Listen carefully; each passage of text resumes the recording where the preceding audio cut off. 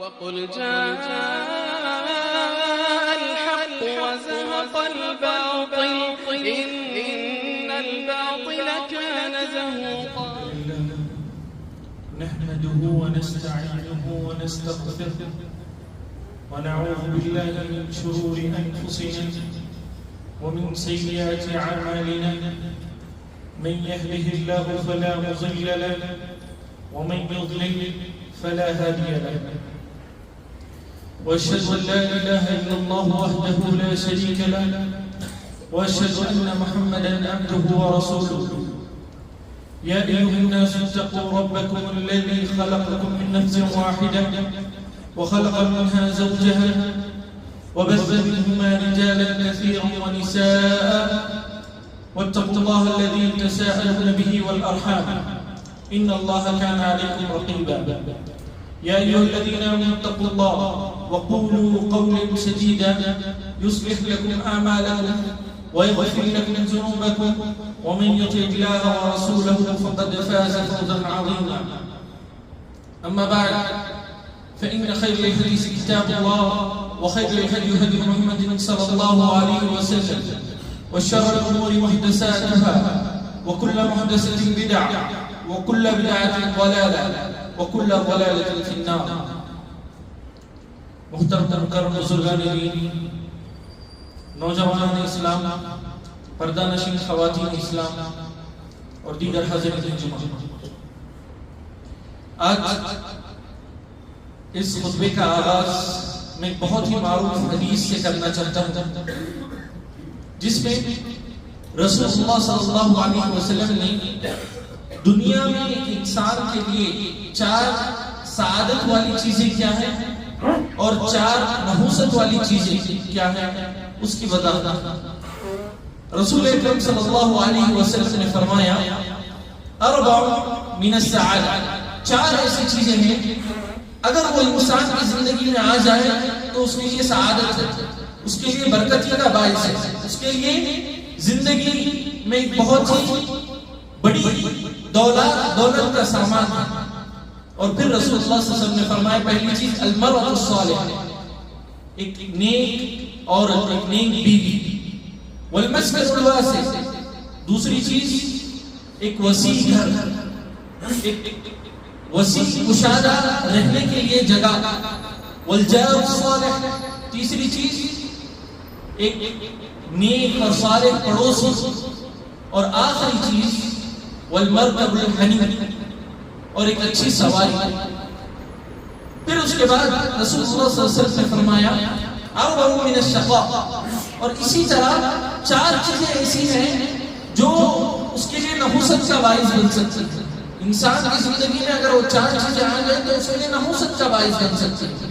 رسول اللہ صلی اللہ علیہ وسلم نے فرمایا یہ وہی 4 چیزیں اگر بری ہو جائے، الجار السوء، نیک پڑوسی کے بجائے اگر کوئی شریر قسم کا پڑوسی آ جائے، کوئی جو ہے اخلاق سے عاری قسم کا پڑوسی آ جائے، یعنی مکمل طور پر اخلاق سے عاری تکلیف دینے والا پڑوسی آ جائے، تو یہ پہلا ایسا شخص ہے جس کی وجہ سے مکمل طور پر ہماری زندگی نحوست میں بدل سکتی ہے. والمرأة السوء، اور اسی طرح بری بیوی، بری عورت آ جائے ہماری زندگی میں تو وہ بھی ہماری زندگی کو نحوست میں بدل دے گی. والمرکب السوء، اور اسی طرح ایسی گاڑی، ایسی سواری جو ذلیلہ، جو وقت پر ہمیں کام نہیں آ رہی ہے، جگہ جگہ ہمیں تنگ کر رہی ہے، تو وہ بھی ہمارے لیے نحوست کا باعث ہے. پھر آخری میں رسول اللہ صلی اللہ علیہ وسلم نے فرمایا والمسکن الضیق، یعنی مکمل طور پر تنگ گھر، جس میں نہ ہم کچھ کر پا رہے ہیں، ہمارے لیے وسیع نہیں ہے گھر، کشادہ ہے گھر، کشادہ نہیں ہے، بہت تنگ ہے گھر، ہمارے افراد کے لیے ناکافی ہے، ہمارے سامان کے لیے ناکافی ہے، تو یہ گھر بھی جو ہے ہمارے لیے نحوست کا باعث بن سکتا ہے. یعنی ہمیں تکلیف دینے کا، ہماری جو زندگی میں سعادت ہے اس کو ختم کرنے کا باعث بن سکتا ہے. حاضرین، اس حدیث میں رسول اللہ صلی اللہ علیہ وسلم نے جو 4 چیزیں ذکر کی، اس میں سعادت کے لیے یہ بھی ایک چیز ذکر کی المسکن الواسع، یعنی گھر ہو اور کشادہ گھر. مسکن الواسع یعنی ہمارا اپنا گھر ہو اور کشادہ گھر ہو تو یہ انسان کے لیے بہت سعادت والی بات ہے. اس کی زندگی میں مکمل طور پر سکون لانے کے لیے، اس کی زندگی میں مکمل طور پر جو ہے اطمینان اور جو ہے وہ خوشحال زندگی گزارنے کے لیے ایک بہت بڑا سبب کیا ہے؟ المسکن الواسع، یعنی اپنا خاص گھر ہو، خاص نہیں واسع گھر، یعنی مکمل طور پر گشادہ گھر۔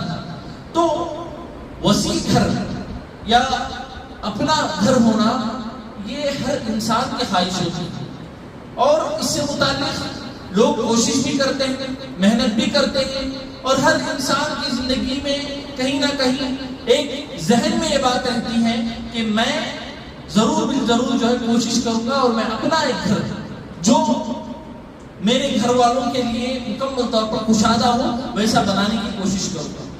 اور اس سے متعلق اسلام ہمیں روکتا بھی نہیں ہے، اسلام ہمیں کہیں بھی اس سے متعلق روکتا نہیں ہے، اس سے متعلق الٹا ہمیں ترغیب دلاتا ہے۔ دیکھیے رسول اللہ صلی اللہ علیہ وسلم نے بھی اس حدیث میں کیا کہا؟ اربع من السعادہ، سعادت کی جو ہے نا 4 چیزیں، اس میں سے کیا ہے؟ المسکن الواسع، کشادہ گھر۔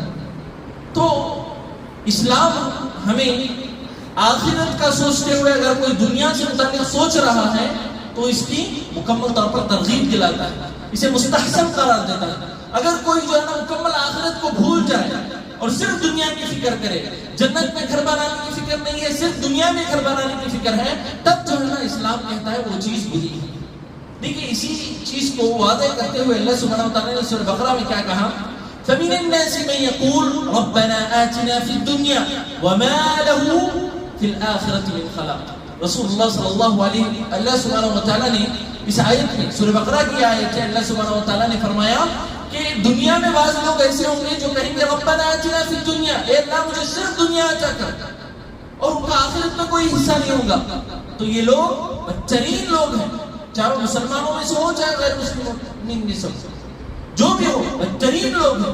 لیکن وہی بعض لوگ وَمِنْهُمْ مَن يَقُولُ، اور وہی بعض لوگ کیا کرتے ہیں جو مومنین ہیں وہ کیا کرتے ہیں؟ ربنا آتنا فی الدنیا حسنہ وفی الآخرۃ حسنہ، اور پھر وقنا عذاب النار۔ یہاں باقاعدہ طور پر مومن کیا کر رہا ہے؟ اللہ سبحانہ وتعالی سے دنیا بھی اچھی مانگ رہا ہے اور آخرت بھی اچھی مانگ رہا ہے۔ تو اگر کوئی جو ہے نا دنیا کی طرف ایک قدم آگے بڑھاتا ہے، اپنا خاص گھر لینے کی کوشش کرتا ہے، اپنے لیے سہولیات کے جو بھی چیزیں ہیں اس کو جو ہے حاصل کرنے کی کوشش کرتا ہے، اس کے ساتھ ساتھ مکمل طور پر آخرت کی بھی اسے فکر ہے، تو مکمل طور پر مستحسن ہے، اس میں کوئی برائی نہیں ہے، اس میں کوئی برائی نہیں ہے۔ لیکن وہی اگر کوئی جو ہے صرف اور صرف دنیا کی فکر رکھ رہا ہے، دنیا کی فکر رکھ رہا ہے اور آخرت کو مکمل طور پر بھول رہا ہے، تو وہاں وہ برائی ہے۔ اور اسلام ہمیں یہ بھی نہیں سکھاتا کہ صرف جو ہے نا آخرت کا ذہن میں رکھو اور دنیا کو مکمل چھوڑ دو، یہ بھی نہیں سکھاتا ہمیں۔ دنیا میں بھی جو ہمارا حصہ ہے وہ مکمل طور پر ہمیں حاصل کرنے کی کوشش کرنا چاہیے۔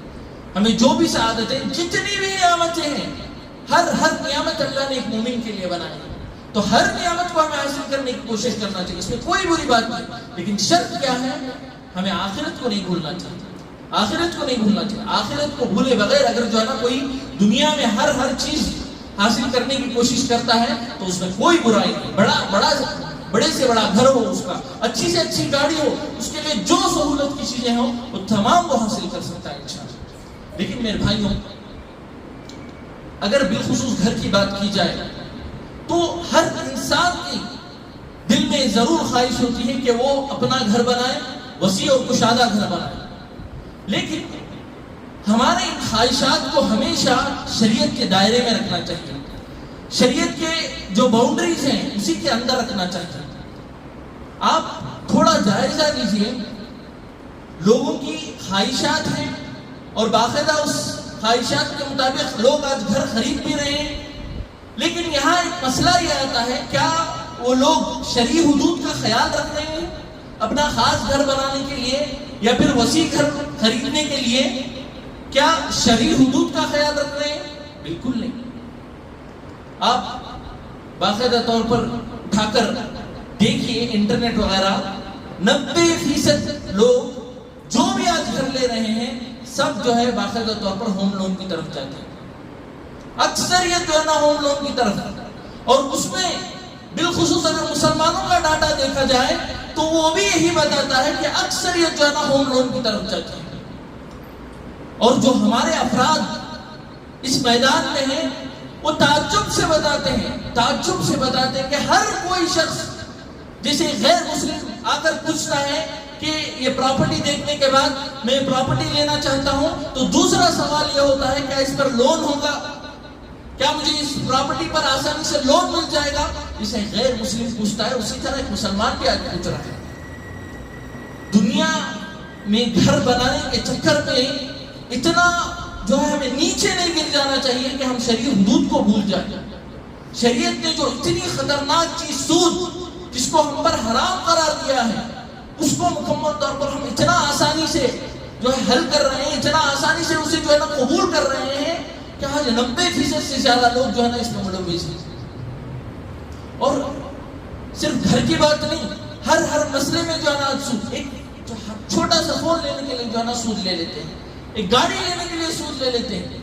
اور رہا بات گھر کا مسئلہ، 20-30 سال کا لون سن کر حیرت ہوتی ہے ہمیں بلکہ خبر نہیں اگر اسی حالت میں لون اٹھائے ہمارے سر پر، اسی حالت میں اگر ہمارا انتقال ہو جائے گا تو اللہ کو جا کر کیا جواب دیں گے.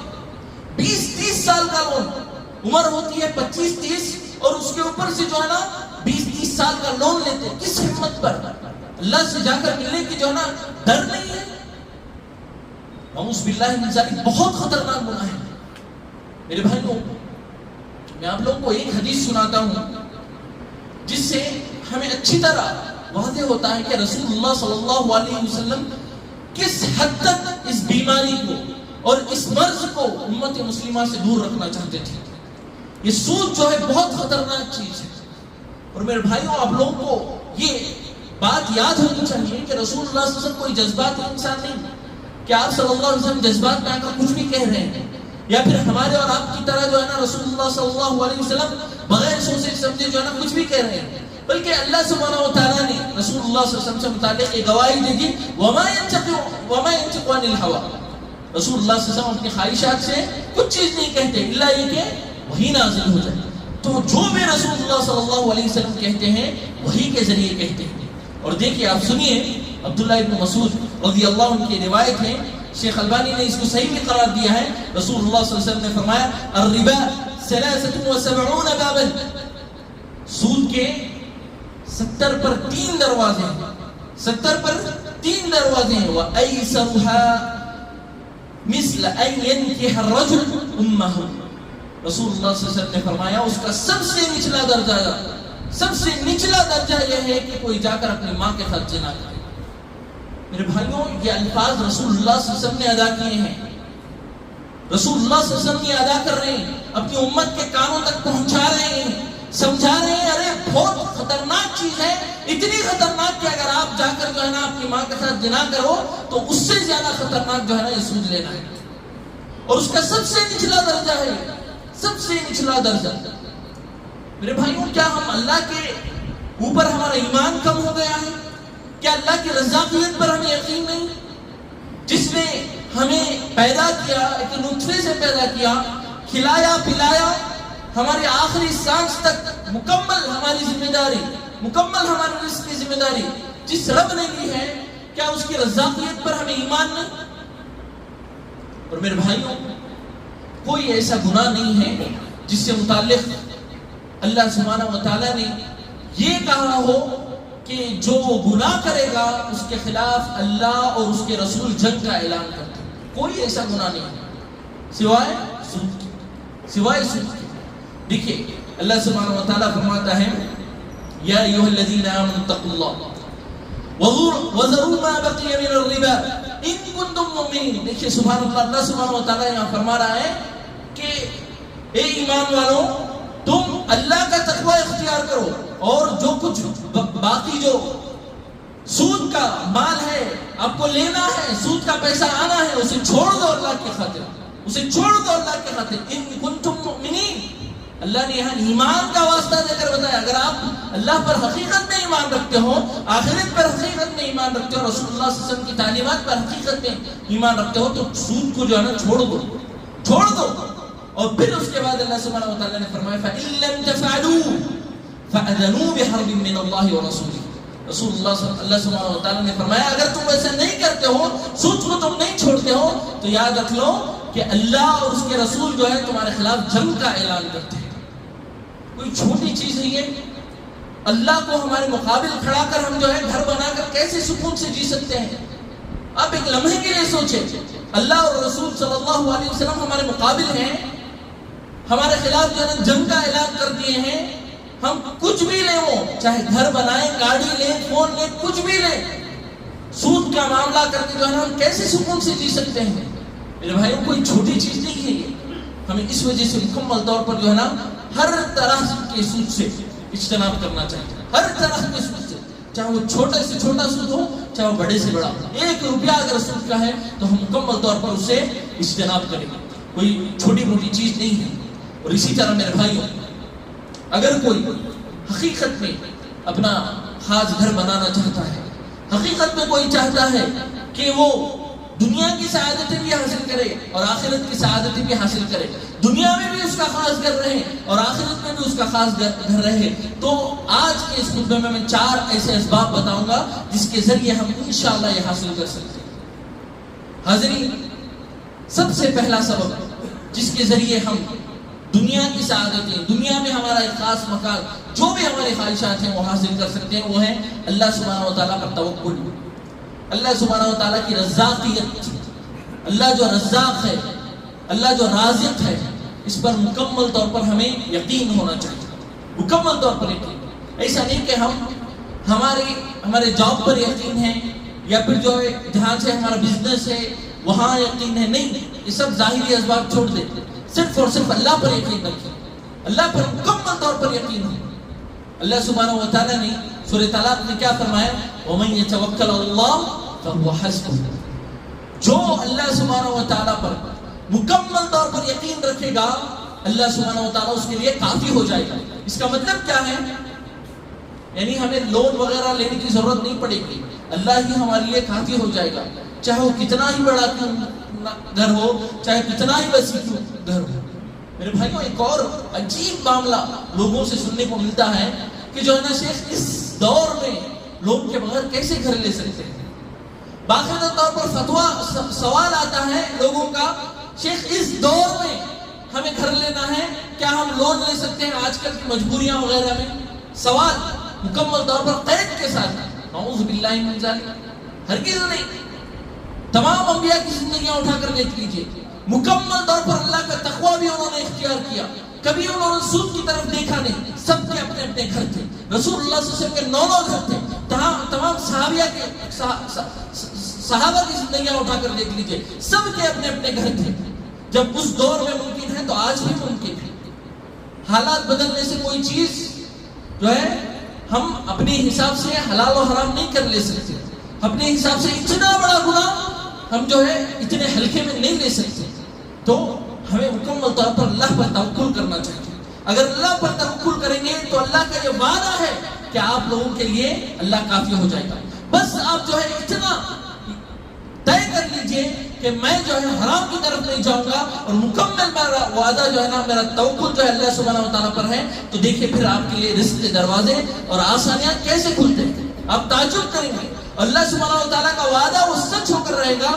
واللہ یرزق من حیث لا یحتسب. اللہ سبحانہ و تعالیٰ ایسے جگہ سے دے گا, آپ نے گمان نہیں کیا ہوگا, آپ نے جو ہے سوچا نہیں ہوگا کہ یہاں سے مجھے رزق آئے گا, یہاں سے جو ہے نا مجھے یہ پیسے آئیں گے, یہاں سے مجھے یہ جگہ آئے گا. آپ نے سوچا نہیں ہوگا, اللہ وہاں سے آپ کو دے گا. لیکن شرط کیا ہے؟ اللہ پر مکمل توکل ہونا چاہیے.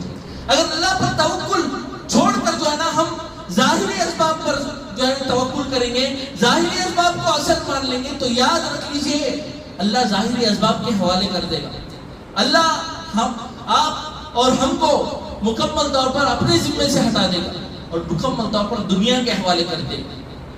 اور اس کی وجہ سے گھر تو بن جائے گا لون کے ذریعے, اور اسی طرح حرام مال کے ذریعے گھر تو بن جائے گا, لیکن اس گھر میں برکتیں نہیں رہیں گی, اس گھر میں سکون نہیں رہے گا, آپس میں ایک دوسرے میں محبت نہیں رہے گی, وہ گھر میں جو ہے نا ذرا برابر بھی خیر نہیں رہے گا. اور وہ ہر چیز جو حرام مال کے ذریعے آئے گا وہ یہی, یعنی مکمل طور پر نحوستیں, بے برکتی اور اسی طرح بے اطمینانی, یہی چیزوں کا سبب ہے, یہی چیزوں کا سبب بن کر آئے گا. وہ چیزوں سے جو ہے نا کچھ نہ دنیا کا فائدہ ہے نہ آخرت کا فائدہ ہے. تو اس وجہ سے پہلی چیز ہمیں اللہ سبحانہ و تعالیٰ پر مکمل طور پر توکل ہونا چاہیے اور یہ یقین رکھنا چاہیے کہ اللہ سبحانہ و تعالیٰ رزاق ہے اور اللہ سبحانہ و تعالیٰ ضرور بالضرور رزق میں گھر بھی شامل ہے اور اللہ ہمیں مکمل طور پر دے گا. دوسری چیز صرف حلال مال. ہم یہ طے کر لیں کہ ہمارے گھر ہو یا ہماری کوئی بھی چیز ہو اس کا ہر ذرہ ہمارے گھر کا ایک اینٹ ہمارے گھر کی ایک جو ہے نا کہ کنکر مکمل طور پر جو ہے نا حلال مال سے یہ طے کر کے اٹھے. اگر میری طاقت نہیں ہے میں حرام مال کی طرف جائے بغیر جو ہے نا حلال مال میں اپنا گھر نہیں بنا سکتا, کوئی مسئلہ نہیں, اسی حالت میں اللہ کے پاس صاف اور شفاف چلے جاؤں گا, لیکن حرام مال کے ذریعے جو ہے نہ میں گھر بناؤں گا نہ میں اس گھر میں جو ہے نا میری بیوی بچوں کو نہ بساؤں گا. یہ طے کر لیں آپ. صرف اتنا توکل اللہ کے لیے کافی ہے. صرف اتنا عزم, اتنا اگر پکا ارادہ آپ کر لیں اتنا کافی ہے. اللہ سبحانہ و تعالیٰ آپ لوگوں کو مایوس نہیں کرے گا. اللہ ضرور اسباب بنائے گا, ضرور راستے کھولے گا. میرے بھائیوں, حرام مال کے لیے حرام مال اگر کوئی کھا لیتا ہے, استعمال کر لیتا ہے, کتنی وعیدیں رسول اللہ صلی اللہ علیہ وسلم نے سنائی. اس کی دعائیں قبول نہیں ہوتی, برکتیں اس کی زندگی سے ختم ہو جائے گی, اور اسی طرح مکمل طور پر اس کا وہ مال اس کے لیے وبال بنے گا, اس کے لیے مصیبت بنے گا. اس کے ذریعے وہ جو ہے نا کچھ خوشی نہیں حاصل کر سکتا, کچھ خوشی اس کی زندگی میں نہیں آئے گی. تمام مصیبتیں بول لینا کوئی معمولی چیز نہیں ہے, وہ گھر ہمارے لیے مصیبت بن جائے گی.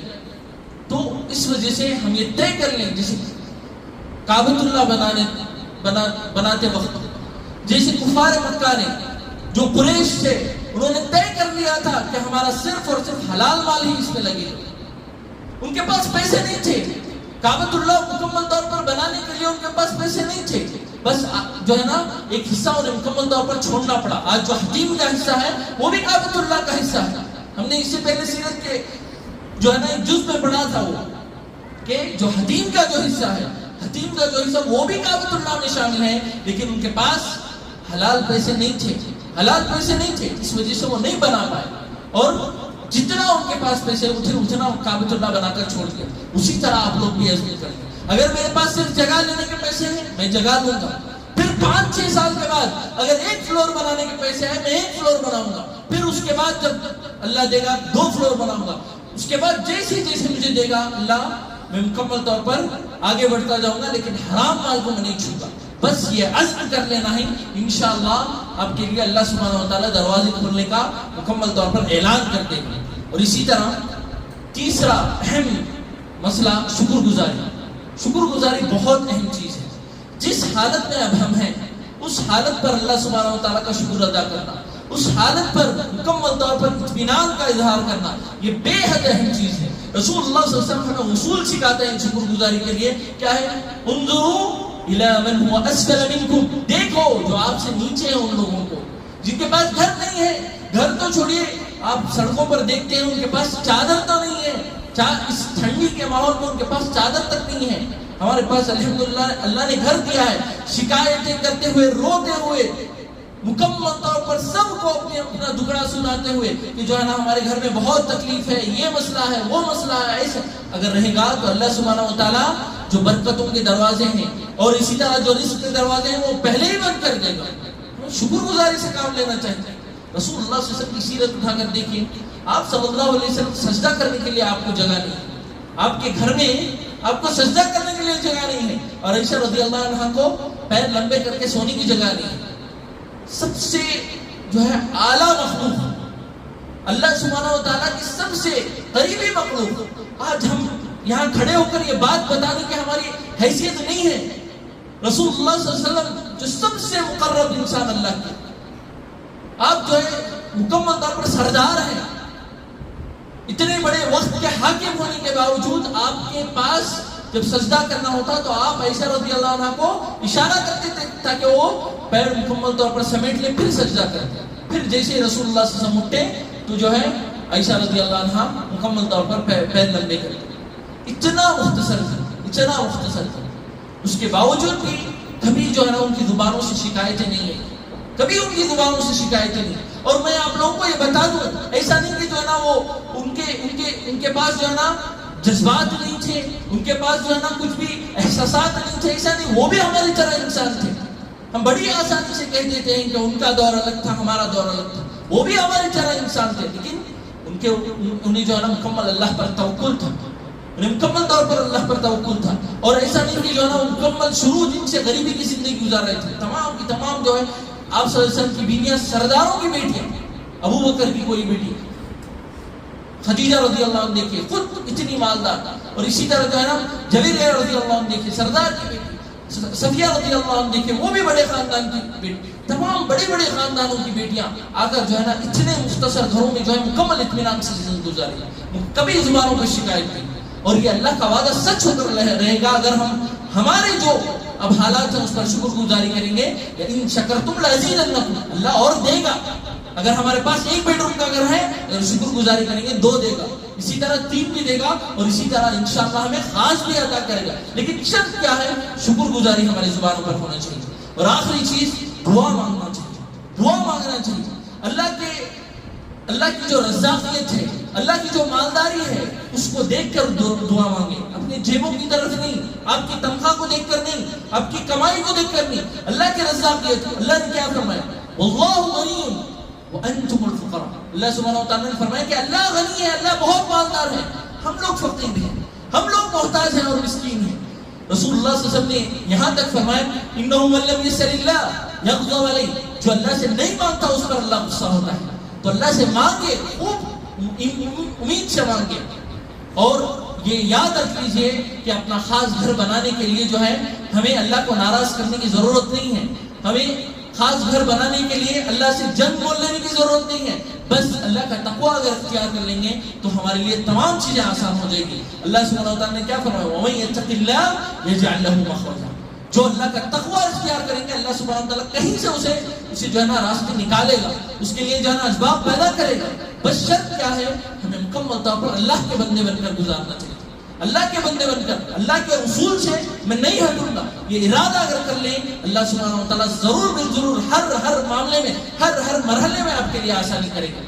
تو ایک بہت اہم چیز تھی جس میں بہت زیادہ تساہلات، اگر آج بھی کوئی لے لیے ہیں لون کے معاملے میں پھنسے ہوئے ہیں تو فوراً آج کے آج نکل جائیں. انشاءاللہ اللہ سبحانہ وتعالیٰ اس سے بڑی چیز آپ لوگوں کو عطا کرے گا، اس سے دگنی چیز اللہ آپ لوگوں کو عطا کرے گا. اللہ کی رزاقیت پر مکمل طور پر ایمان رکھ کر جو ہے آگے بڑھیے. آخر میں اللہ سبحانہ وتعالیٰ سے دعا ہے کہ اللہ سبحانہ وتعالیٰ ہم تمام کو ہر حرام مال سے مکمل طور پر اجتناب کرنے کی توفیق عطا فرمائے. اور اسی طرح اللہ سبحانہ وتعالیٰ جو بھی ہماری جائز خواہشات ہیں اللہ کی رزاقیت سے ہمیں مانگنے اور اسے ہماری زندگیوں میں حاصل کرنے کی توفیق عطا فرمائے. اور اسی طرح جو بھی اس لون وغیرہ کے چکر میں پھنسے ہوئے اللہ سبحانہ وتعالیٰ اس سے نکلنے کے اسباب فراہم کریں اور ان کو بھی توفیق عطا کرے تاکہ وہ سب مسائل سے، ان حرام معاملات سے مکمل طور پر اپنے آپ کو بچاتے ہوئے اللہ کا تقویٰ اختیار کرتے ہوئے اپنی زندگی گزارنے کی توفیق عطا فرمائے. آمین. وآخر دعوانا ان الحمد للہ رب العالمین.